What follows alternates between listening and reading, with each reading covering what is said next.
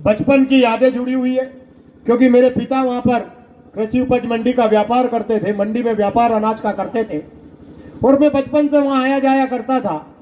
उसकी स्थिति वर्तमान समय में बहुत छोटी हो गई और आज ये 28 बीघा पर यह नई मंडी आने वाले समय में प्रारंभ होने वाली है। पर एक बात कहना चाहता हूं, कई बार जब मैं घर पर बैठता था तो बाबूजी के बताते थे, सुनाते थे, यहाँ कई वरिष्ठ किसान हमारे बैठे हुए हैं, आदरणीय लाल सिंह जी भाई साहब भी बैठे हुए हैं, सुल्तान सिंह जी भी कह रहे थे कि पहले हमारे यहाँ रुई बहुत होती थी, मूंगफली बहुत होती थी, मेथी बहुत होती थी, मिर्ची बहुत होती थी, पर धीरे धीरे धीरे धीरे किसान केवल 2 फसल पर आकर रुक गए। अब हमारे यहाँ केवल 2 फसल होती है, या तो लोग कहते हैं गेहूं हो रहा है या सोयाबीन। धीरे धीरे हम चने से भी बाहर होते जा रहे हैं। मुझे लगता है कि डॉलर चने का हमारे यहाँ बहुत ज्यादा रकबा नहीं रहा होगा।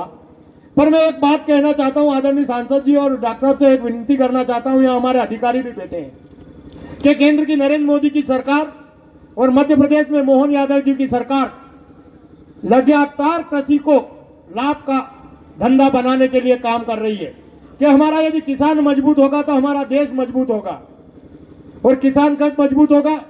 अभी तक हमारे यहाँ पहले कहते थे कि 120 दिन की फसल है, पर अब 60 दिन की, 65 दिन की, 70 दिन की फसल है।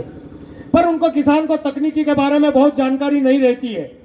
मैं आपके माध्यम से ये कहना चाहता हूं कि केंद्र की सरकार और मध्य प्रदेश की सरकार लगातार किसानों को नए नए वैज्ञानिक तरीके सिखाने का काम कर रही है।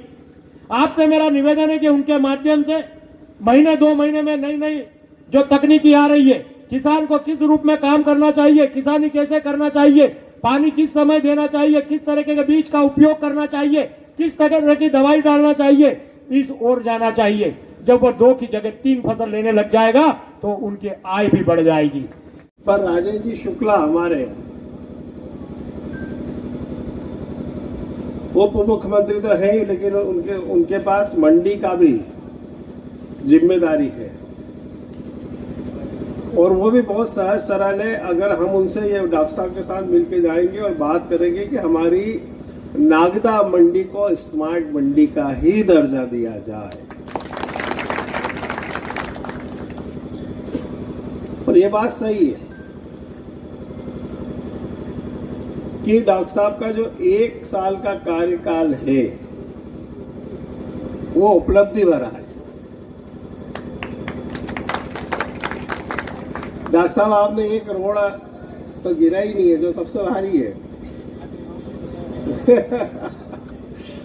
हमारे यशस्वी मुख्यमंत्री जी की सबसे पहली अगर कोई सौगात थी और सबसे भारी सौगात थी मोहन यादव जी की, तो वो थी जावरा से नागदा उलेल होते हुए पीतमपुर मार्ग, जो 5000 करोड़ का है।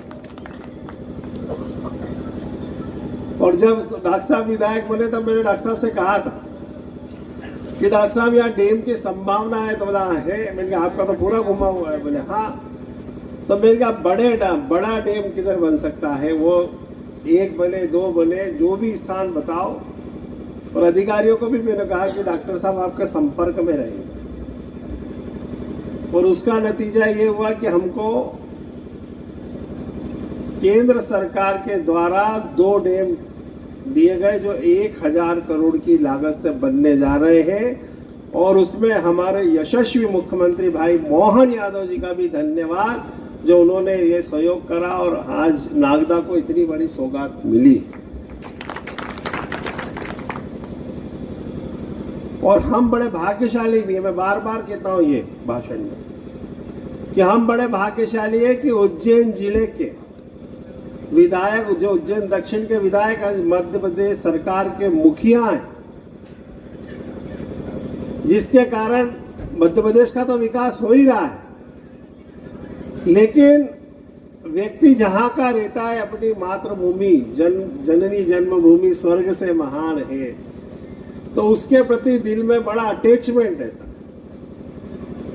और उज्जैन जिले में चूंकि मोहन जी छात्र राजनीति से आए हैं, विद्यार्थी परिषद से आए हैं, तो यहाँ पे जो पुराने हमारे कार्यकर्ता वो सब जानते जुड़े हुए कि विद्यार्थी परिषद के टाइम से, युवा मोर्चा के टाइम से सतत पूरे जिले में हमारे यशस्वी मुख्यमंत्री का प्रवास रहा है, घूमते रहे वो।